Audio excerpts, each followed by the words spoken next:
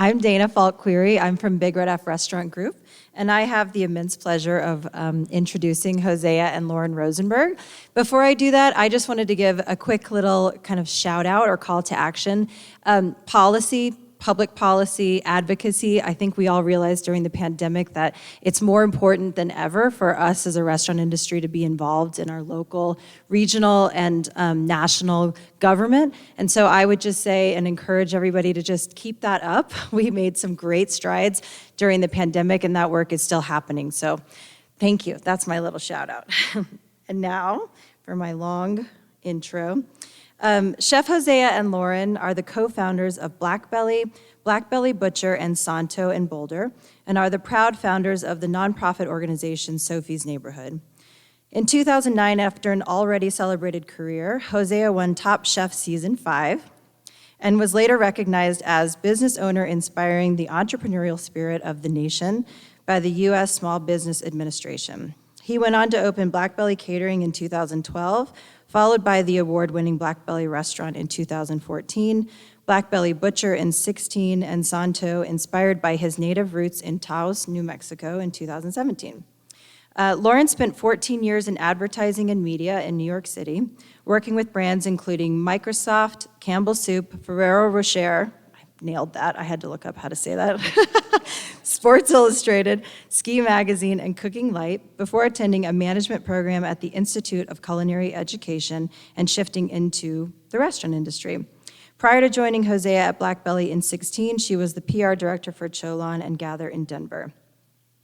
In March of 2020, upon learning of their young daughter Sophie's devastating rare disease diagnosis, Lauren and Hosea founded Sophie's Neighborhood, a 501c3 nonprofit organization dedicated to fundraising for research into the development of an effective treatment or cure for an ultra-rare genetic disorder, multicentric carpotarsal osteolosis, or known as MCTO.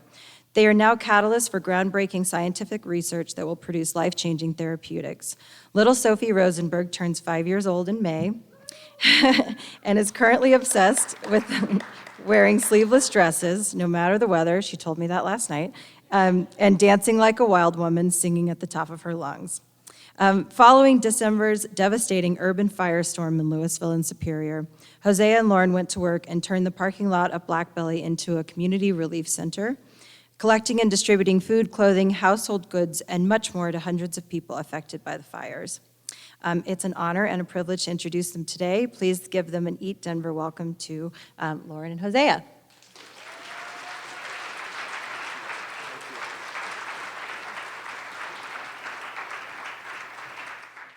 Good morning. I think it's still morning. Hello, everybody, and thanks for having us, and thanks for sticking around. Patty, I agree with you wherever you went that you should have been last. She's arguably the best writer in the room, and I'm probably the worst writer in the room, but here we are. We're here to tell our story and, just share a little slice of our life right now. Thank you. It's really good to see everyone. It's been a while. The last couple of years, as we all know, have been a little brutal, and I'm so glad that we're all here. We're standing. That says a lot. It took us a moment of self-reflection to really try to deliver what we were asked to talk to you all about, that Katie asked us to speak about. How could we possibly keep our focus and our positivity and optimism through a lot of hardship? And we had to think about that. How's that possible? And our title actually comes from something that we think applies to everyday life, crisis mode or not. Our circumstances, they just continue to change and they feel harder as we get older. But if we think about how we could possibly take the power back and rethink and reset our expectations, this might help us be better prepared moving forward for whatever comes our way. So rethink, reset, repeat, and then the most important part that we would love you to take home with you is that the suffering part is optional. It really is. We feel it sometimes, but then we can take that power back. And something that was pretty notable in my career, that I was able to apply this line of thinking to was what I wanted out of my life. And so I had been working for a little more than a decade in a business, climbing a ladder, but then watching the landscape of my industry sort of almost start to collapse around me. This was when I was working in media companies and for magazine companies, and we were really trying to figure out how we were going to work our way into the future. And the companies I was working for, we were struggling. We were trying, but we kept having to rethink how this was working and kind of keep up, really. And as me personally, as I started to try to spend a lot of time thinking about this, my mind started drifting towards a completely different industry. I was spending a lot of time in New York, having meetings in amazing restaurants, as we know, and I started to think, wow, this industry seems really interesting to me. Maybe I could apply my skills in marketing to this. And it was really scary. I was around 30, and I decided to make this huge change and go into a completely different industry. And it was the first time in my career that I said, it's okay, I'm not gonna be scared. I'm just gonna do it because it feels right and it's something that can help fulfill my life. And so that helped me make this transition into the food and beverage industry, which has no problems, of course. So going back to the last 2 years, which obviously is the most relevant to all of us, we and the world struggled almost constantly. We've all weathered so many storms. As Dana shared with all of you, for our family, our world was rocked. We were totally rocked because not only in that week of March when we realized what was happening around us, that our livelihood and our business and the people that we love and our restaurant families everything was in question because of the coming pandemic. Minutes before going into a meeting actually to deliver some information to our teams and talk about layoffs and lockdown, Hosea and I received a phone call from our daughter's doctor that told us her diagnosis. We were told that she had something really rare that had never been understood, that they had never heard of, and that over time she would become progressively more crippled, and that she would probably experience kidney failure. And just minutes later, we had to walk into a meeting and talk about layoffs and lockdown and how we were going to handle that. So that felt like the floor was falling beneath us and that everything had all of a sudden become so terrible that our livelihood and our daughter's life were all in peril at the same time. And this is sort of where we had to hold on to something. And I hung on to this notion, actually this statement that I read in the Book of Joy, which we all really need to read. And this was written by the Dalai Lama and Desmond Tutu on the Dalai Lama's 80th birthday to really connect with the understanding of joy, because life is going to continue to throw stinking messes at you, but you can actually take the power back and decide that no dark fate will determine the future. We can do that. And each day and each moment, we are able to create and recreate our lives. And this is the very power that we yield.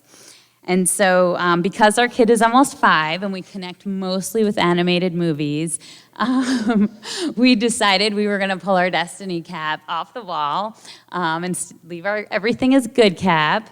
And we were going to fight this. And what we did was we formed our nonprofit. And we really had no business doing this. We had no idea how to do this. But we did it because we used this fear as motivation.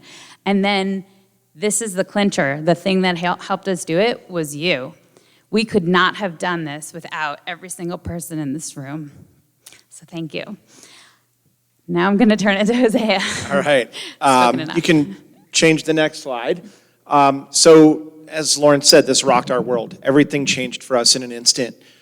We all have been through a lot of hell in the last 2 years, but for us it was kind of a 1-2 punch, and we either had to recede and just give up and just cry ourselves to death, or we were going to turn it around and rethink everything about our lives, about who we are, about what we stand for, about what we're capable of doing.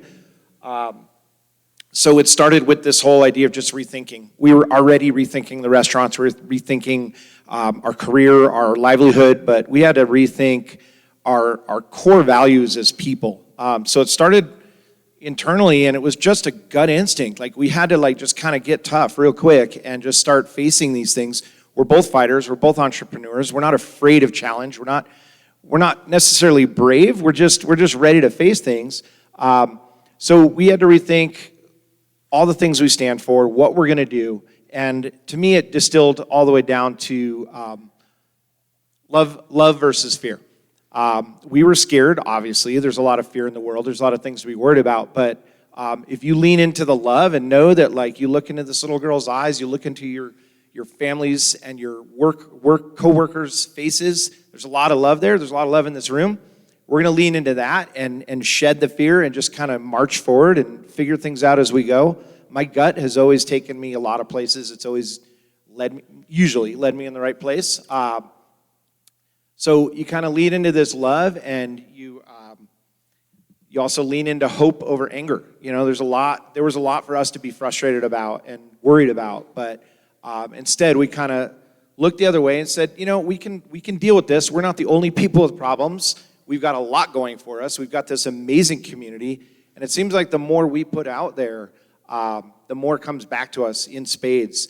I have a physics degree. I also have my career, I guess I'm a career changer. I never really followed my degree into a career, but you learn in physics about constructive interference or destructive interference, and that's the idea that you can put this noise to either amplify the noise that's already there, or you can put this noise to kind of decrease that noise. It's like when they teach you to throw all the bottles in the recycling container. If you scream loud while you're doing it, it doesn't make your ears ring.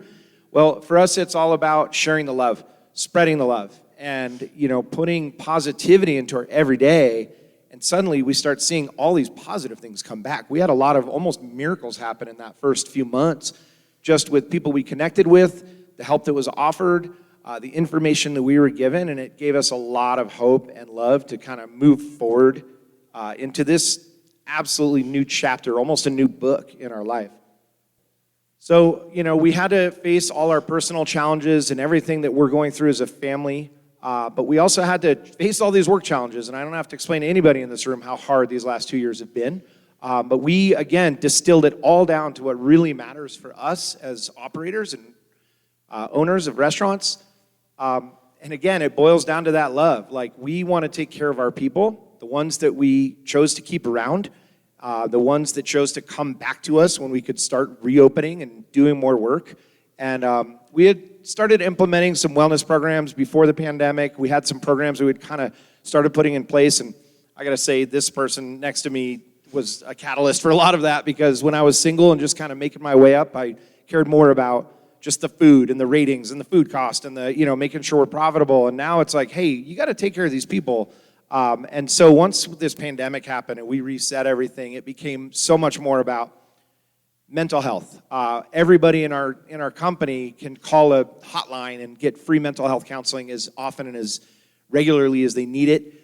We have a lot of programs for physical wellness, mental wellness, time off. We're not okay. Not everybody's okay.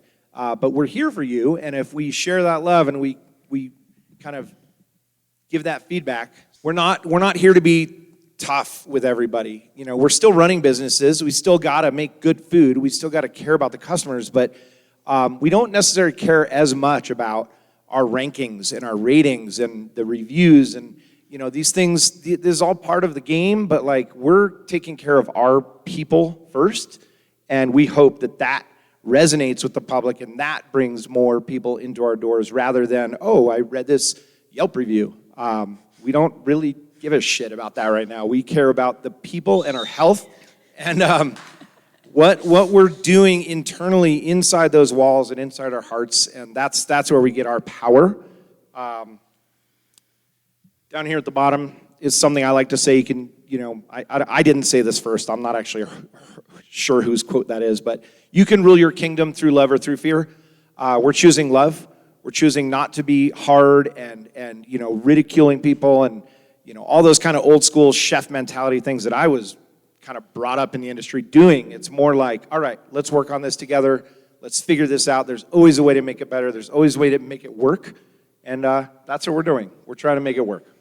So as Hosea was saying, we're really putting love first and using that as sort of the guiding principle to everything, and it feels like we know it is coming right back to us, and it's pretty amazing. And so just that idea, again, of the fact that pain is going to be inevitable in everyone's lives in so many different ways, but that suffering piece is kind of optional, and that we can control our reactions and put our hopes into action. And so it's really important to me that we take this time to thank all of you again, because since the day that we went public with our news about our daughter and our family situation, it has been just mind-blowing what has come to us, that the people in this community, in this restaurant community, have come to us unsolicited with ways to help create contribution opportunities among their own guests. Just to mention a couple that are sort of more recent, if you guys were aware of Chef Kelly Whitaker's pop-up with Brian Lockwood up in Boulder at Basta, they came to us and we sat down and had coffee, and I'll never forget this moment where they just said, we're doing this and we're going to use this as a platform for Sophie's Neighborhood. That's the name of our organization here, and that was just incredible. So between having another outlet for amplification within Boulder and within the Denver area, and then more contributions coming to our efforts, that was incredible. To this day, Locale up in Boulder has a continuous effort with their kids menu where they provide contributions through all of those sales as well. Chef Tajahi Cook started his Supper Club dinner series this past summer. Again, just came to us and said, this is all dedicated to Sophie's Neighborhood. And it was just mind-blowing because we have been in this moment of time these last 2 years trying to just figure out how to make it all work and to make ends meet and pay rent and take care of our people, but yet to be able to reach out and give back to a cause so important to us will mean the world to us forever. And so we could never properly thank you. And, I have to say I've had this moment so many times going through this experience because, of course, as a parent, this is the worst thing that I could possibly imagine. But it just kind of reminds me that when these circumstances that seem impossible come across you in life, you never know who you're going to meet because of it. You never know what you're going to learn or the lives that you're going to be able to change because of it, and how your life might be enriched had that circumstance never happened. So I encourage everyone to just take that power and put positivity back into the world. And Hosea and I are not motivational speakers. We don't have the answers. We're certainly not perfect, but we're just sharing our experience with everyone, and we hope it's interesting and useful, and we appreciate your time. Thank you all.